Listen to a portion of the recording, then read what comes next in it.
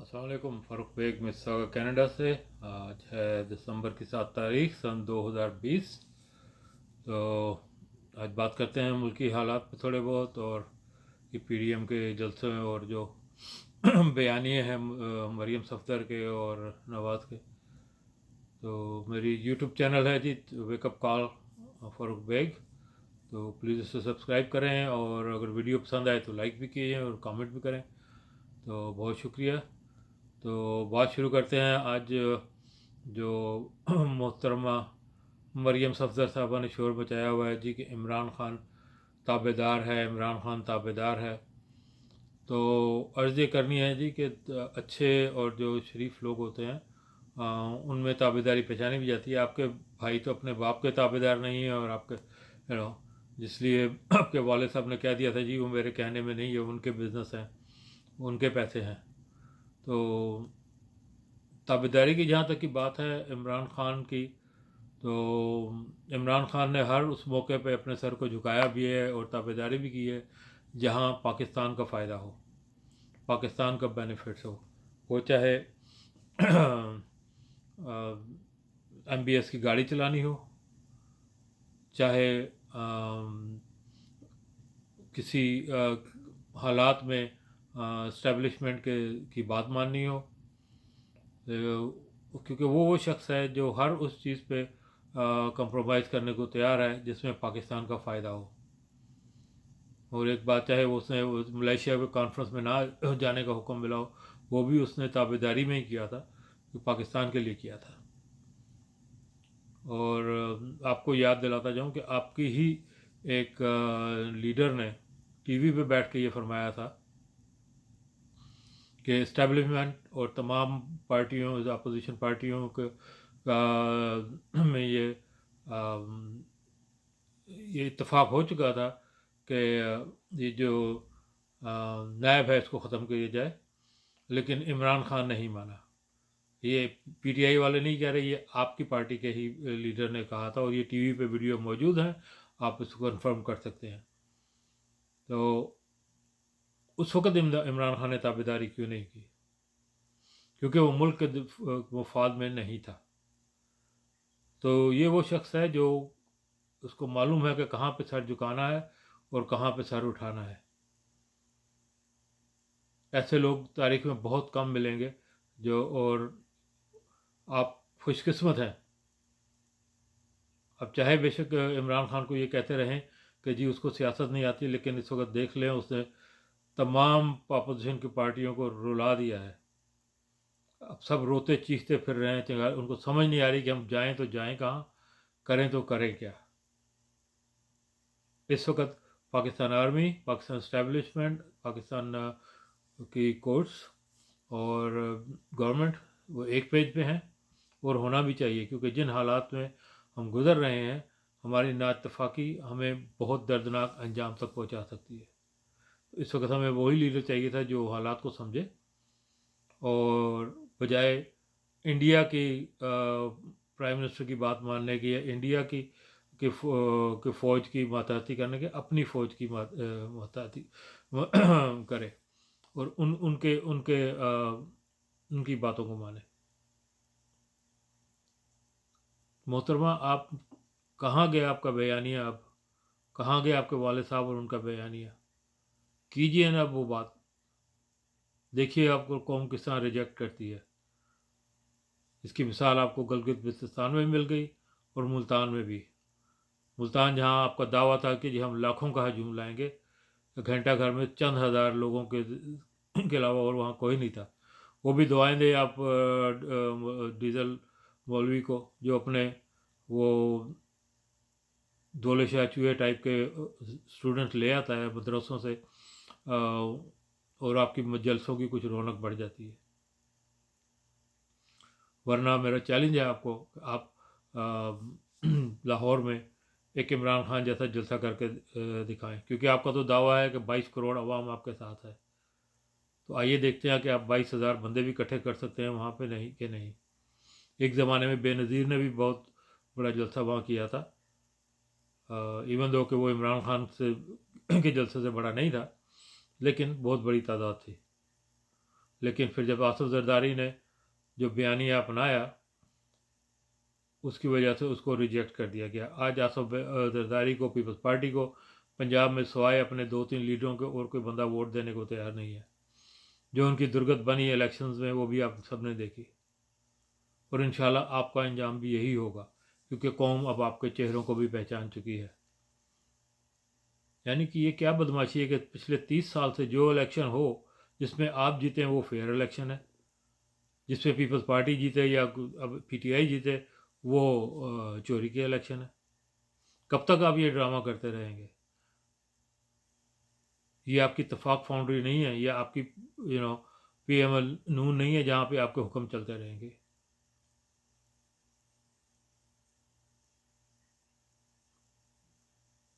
آپ نے اسحاق ڈار کو لا کے بٹھا دیا ٹی وی پہ، نہ جانے آپ نے بٹھایا یا اس نے خود غلطی کی. انگلینڈ میں آپ کو تھو تھو ہوئی، ایک جواب نہ دے سکے. وہ خود کو وہ کہتے ہیں جی میرے والد صاحب سائیکلیں امپورٹ کرتے تھے. ارے بھائی آج بھی وہ لوگ زندہ ہیں جنہوں نے آپ کے والد صاحب کو بورڈ کے درخت کے نیچے پینچر لگاتے دیکھا. اور اس میں برائی کیا ہے؟ ایک مزدور کا بیٹا ہونا کوئی برائی نہیں ہے، ایک بے شرم کا بیٹا ہونا ایک برائی ہے، ایک حرام کھانے والے کا بیٹا ہونا برائی ہے. ایک حق حلال کی مزدوری کرنے والے کے بیٹے کی کمائی بیٹا ہونا فخر کی بات ہے. اور اگر آپ نے وہاں سے ترقی کر کے یہاں تک پہنچے یہ تو قابل فخر بات ہونی چاہیے. لیکن آپ چھپا اس لیے رہے ہیں کہ آپ کو معلوم ہے کہ آپ کو حساب دینا مشکل ہو جائے گا. اگر آپ اپنے والد کو کروڑ پتی یا ارب پتی بتائیں گے تو آپ کے لیے ایزی ہو جائے گا کہ اب میں نے یہاں سے پیسے لیے. لیکن محترم اس کے ثبوت آپ کو دینے پڑیں گے.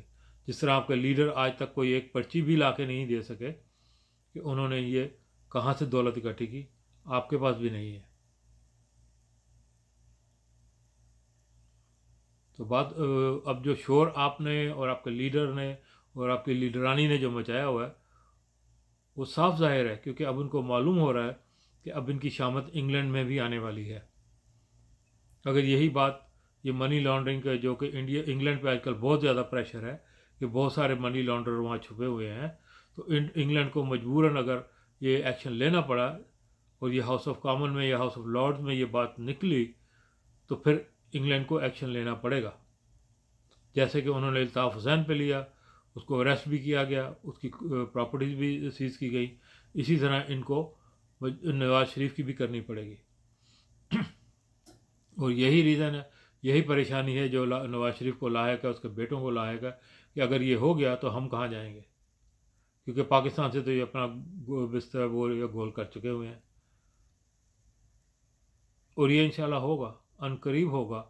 ان کو یہ جواب دینے پڑیں گے، کیونکہ اب یورپین یونین اور پاکستان گورنمنٹ کی طرف سے انشاءاللہ انگلینڈ پہ پریشر پڑے گا کہ یہ جو جتنے بھی ہیں چاہے کسی پارٹی سے بھی ہوں، جو منی لانڈر ہیں، چور ہیں، ڈاکو ہیں، ان کو انگلینڈ میں پناہ کیوں دی جا رہی ہے، ان پہ کیسے چلنے چاہیے.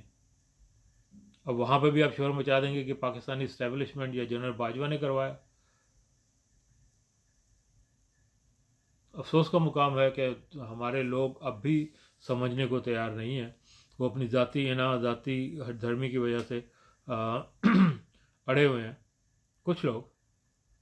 لیکن ہمیں یہ سوچنا چاہیے کہ کیا ہم ان کی صرف غلامی کے لیے ہی پیدا ہوئے ہیں؟ یعنی کہ باپ مر گیا تو بیٹی، بیٹی مر گئی تو بیٹا، بیٹی وہ نہیں ہے تو نواسی، پوتا، پڑپوتا، نہ جانے کون کون. کیا یہ جمہوریت ہے؟ پاکستان کی کون سی پارٹی ہے جس میں جمہوریت ہے؟ یہ کہاں سے ان کو حق مل جاتا ہے کہ یہ اپنے باپ کی گدی پہ بیٹھ جائے؟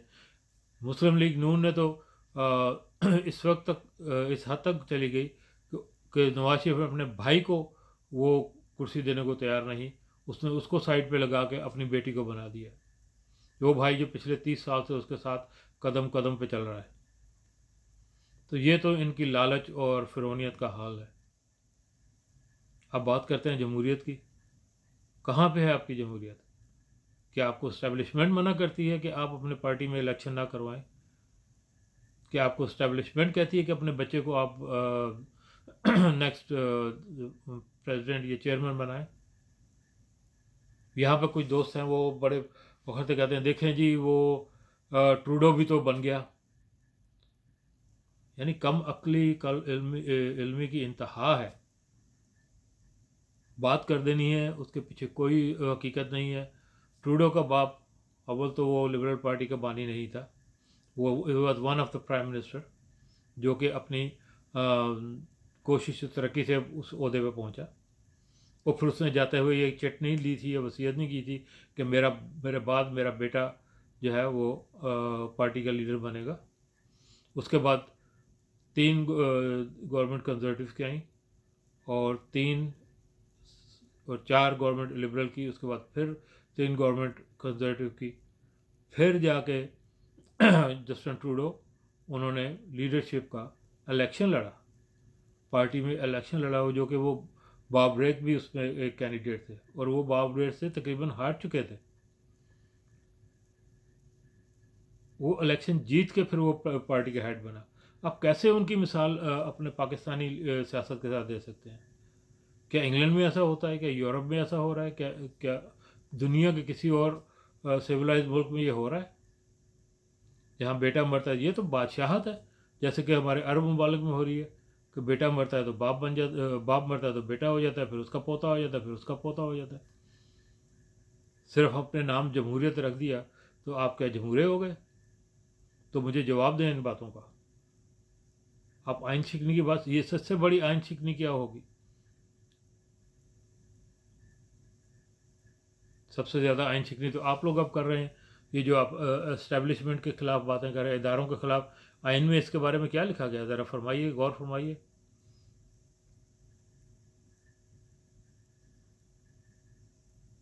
جھوٹ کی انتہا. چھوٹی چھوٹی جلسیاں کر کے آپ 4 5 5 7 ہزار بندے اکٹھے کر کے تو آپ اس کو بتاتے ہیں جی لاکھوں کی تعداد میں لوگ آئے. کیا وہ ملتان کے گھنٹہ گھر میں لاکھوں کی تعداد میں لوگ سما سکتے ہیں؟ وہ مشکل 5 سے 6 ہزار بندہ تھا وہاں پہ. اب دیکھ لیتے ہیں لاہور میں بھی کیا ہوتا ہے.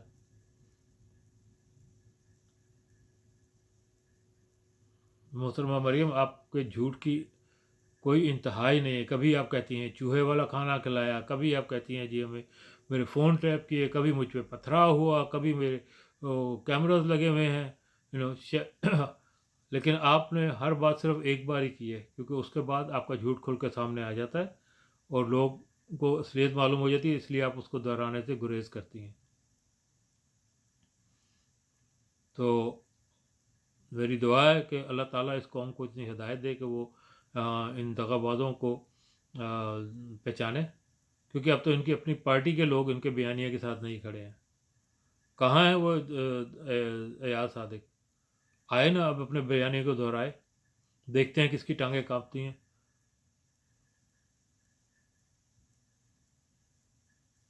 یہ لوگ صرف اور صرف اپنے دولت، اپنے پیسے کو بچانے کے لیے دشمنوں کے ہاتھوں میں کھیل رہے ہیں، ان کے ایجنڈے پہ کام کر رہے ہیں.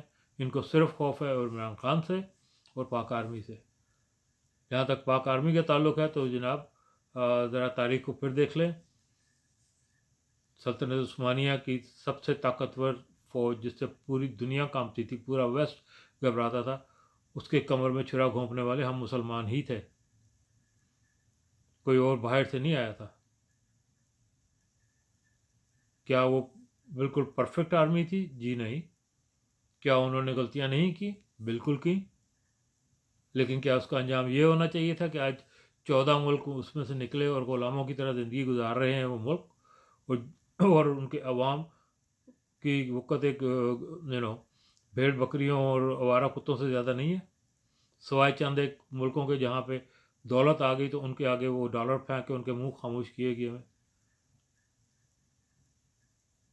کیا واقعی آج آپ کو دنیا میں کہیں بھی آپ منہ دکھانے کے قابل ہیں؟ جس کا دل کرتا ہے وہ سعودی عربیہ سے لے کے تو یو اے ای اور قطر بحرین سب کو ایک ایک تھپڑ رسید کر کے اپنی بات منوا لیتا ہے.